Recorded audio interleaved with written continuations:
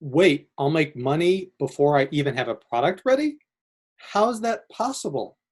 By the way, if you like videos on how to grow your customer list and build a real brand, then subscribe to my channel as I have a new video each week. It's the Morning Marketing Machine, here to grow your e-commerce business with proven marketing strategies and tactics, so you can run your business with machine-like precision. My name is Douglas Levin. Let's dive in. Hi, my name is Douglas Levin, and I built a 20,000 person messenger list ahead of the launch of our first product, which led to 20,000 in monthly sales within our first 3 months of launch. I also have a link to a free cheat sheet below with tips on how to take control over your e-commerce income. You've probably heard the phrase, the chicken or the egg, which came first? Well, the question in the business world is, how do you start a business when you don't have any money, but you need money to start a business? So how do you get started, right? So what do you do? So I started with credit cards, but not everyone has access to that. And if you're looking to create your own brand and products, it gets even harder. Sometimes it can cost thousands of dollars to create your first product, and you have no idea if it's going to work, when you're going to get your money back, if you will at all, or if you're just throwing thousands of dollars at hundreds of hours at something that's proven to be a complete waste of your time. But what if there was a way to stop all that? A way to validate your product and get money at the same time ahead of getting your product done? Well, that's the idea behind crowdfunding. Thousands of brands have started this way, and thousands of brands have used this strategy to scale new products to their line, new brands that they wanted to get started. But like any other strategy, there are things that you want to watch out for, and that's what I'm going to talk about in this video. There's two main crowdfunding sites, Kickstarter and Indiegogo.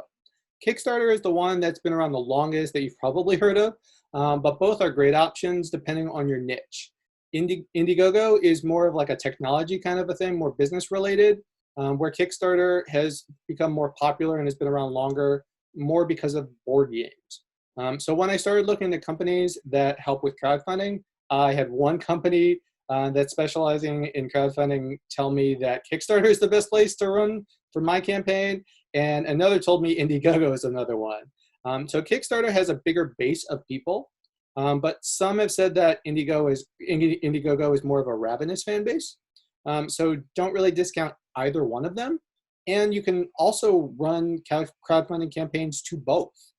So you may want to start with one, and then later, after you've had it be successful, you can run it on another one. So this is not a video on the differences between Kickstarter and Indiegogo, but there definitely are some. So you want to make sure that you do your research and understand which platform is better for you.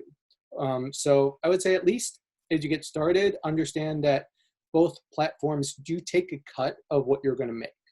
Usually I think it's around 5% or so of what you end up getting. So say you were to get $1,000 and then I get 5% of that. Plus there's also a 3% processing fee in terms of your payment as well. So understand that pretty much 8% of what you're going to get, you're not going to get. So make sure that you plan for that ahead of time. In terms of your product, you need to make sure it's different. We've talked about differentiation over and over again in building like a real brand, and it's a huge deal in crowdfunding. This is not the typical Amazon type product that's just a Me Too product with a slight twist that makes it profitable. You need to look at your product from a point of differentiation. How are you creating something that isn't out there that can make a huge benefit to your customer, your ideal customer? We've talked about this over and over again, right?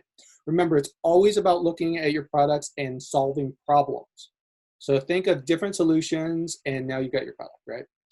It's also important to have tested your prototype enough that you've gotten feedback on it. So crowdfunding, like on Kickstarter and Indiegogo, the customers there, they want to know this isn't just an idea that has some legitimacy to it. So have you sent it to beta testers? Have you gotten feedback?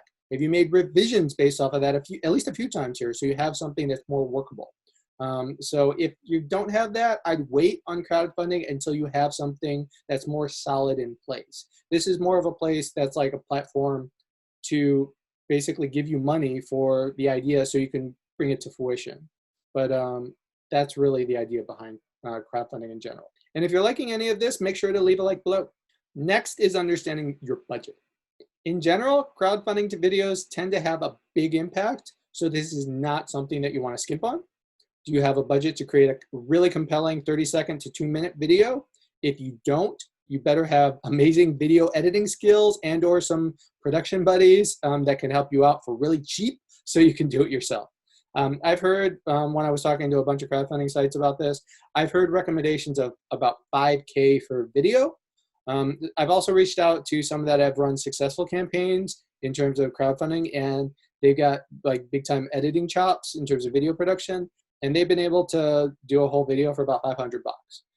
So there are two sides of it. You just have to make sure you budget for it accordingly, either time-wise or money-wise. But the biggest part of making a crowdfunding campaign successful is having an audience. Let me repeat this because it's the biggest thing you need. It's an audience. If you've already built up an existing list of engaged buyers and customers from previous products that you've launched, then that's a great way to start this campaign, and it will probably work much better for you. If you don't have anything, then you need to allocate enough of your advertising budget that you can drive traffic to both build that engaged list and that you can garner enough traffic to your crowdfunding campaign so it's going to work. So the reason why I'm bringing this up is because when you're using, say, Kickstarter or Indiegogo, there's one number that is the biggest number that you need to understand, and that's about a third, or 33%. That is the percentage that you need to get on day one to your crowdfunding campaign so that you can have those platforms start to basically work their magic and bring their own traffic to your campaign. So if, say, you had a goal to have $10,000 raised for your Kickstarter campaign, right? You need about 3,300 or so on day one for them to say, okay, this is a worthwhile campaign, and we're going to start driving our traffic from Kickstarter to your campaign.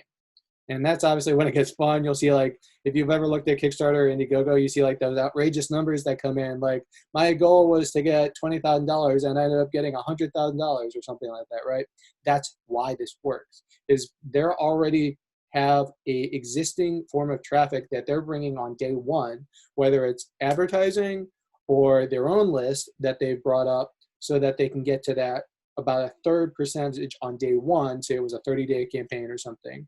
On day one, they got that $3,300 in this example, right? And now Kickstarter or Indiegogo is saying, okay, let's push some traffic, and now we're going to put it on our homepage and everything else that they do on their site. And then that's when you see those crazy numbers that happen. So you're playing kind of a balancing act here. You need to figure out what number gets you enough capital that you can start production on your product, but is also low enough that you can get that 33% on day one, so the crowdfunding platform can help you. So do you have pricing tiers with your supplier, like your manufacturer, where you can go with, say, I don't know, 5,000 for your minimum order quantity and get a discount, say, if you place an order of, say, 10,000, right? Then you may want to put 5,000 as your goal because you can get everything done to get your product ready, and that's the lowest that you can go, so that you can put that in, and then, say, Indiegogo or Kickstarter can start to drive traffic, and then at that point, everything above, say, 10,000 or so, you're bringing down your cost, right? Now you're increasing your profitability. So that's just going to make things a lot better for you, right? So these are the important things that you want to think about as you're coming up with your strategy for a crowdfunding campaign. That's also why it's important to come up with different tier options. You want to give your donors different things that will be valuable to them that they only get because they've given you some money for something that's unproven, that's not going to be out there yet, that they're going to have to wait at least 3 to 6 months to get. The idea is to make sure that they feel special and they're getting something because they took a chance on you and your product. So to recap, there's 2 main crowdfunding platforms, Kickstarter and Indiegogo, and you can run your crowdfunding campaigns on both platforms in many instances. But you need to make sure that your product has differentiated itself and is not a Me Too product. You need to make sure that you've tested and validated the product enough that it's ready to go and just needs to be produced.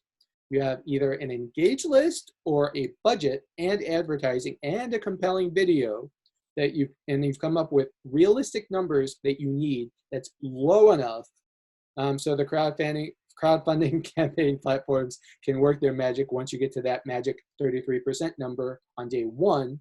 And then lastly, that you've come up with different tier options. If you're looking for more tips on how to take control over your e-commerce income, then click the link below in the description for a free cheat sheet. And don't forget to subscribe to my channel for more tips on how to grow your list and build a real brand. All right, bye.